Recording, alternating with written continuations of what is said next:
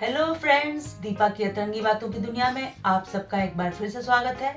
दोस्तों, आज जो कहानी लेकर मैं आप सबके सामने प्रस्तुत हूँ, वह कहानी अवश्य ही हमारे जीवन को एक नया आयाम देगी।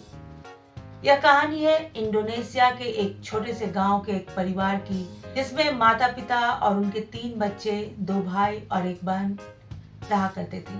माता पिता जब बुजुर्ग हो गए तो उन्होंने सोचा कि अपने तीनों बच्चों में अपनी संपत्ति का बराबर बराबर बंटवारा कर दिया जाए।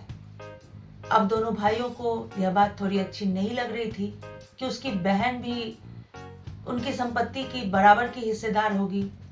बहरहाल उन्होंने कुछ युक्ति लगाकर और कुछ बहला फुसलाकर माता पिता को अपने वश में कर लिया और संपत्ति की जितनी भी मूल्यवान वस्तुएं थी, उनका बंटवारा दोनों भाइयों ने आपस में कर लिया।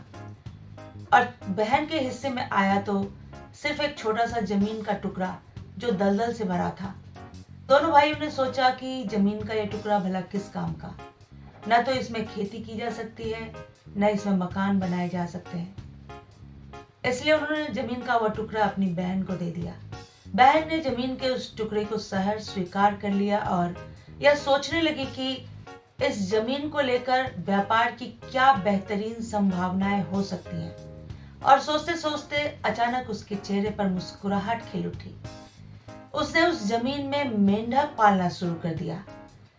जी हाँ दोस्तों, जैसा कि हम सब जानते हैं कि कुछ देशों में मेंढक का मांस बड़े ही चाव से खाया जाता है और इंडोनेशिया तो मेंढक के मांस के प्रमुख निर्यातकों में से एक है।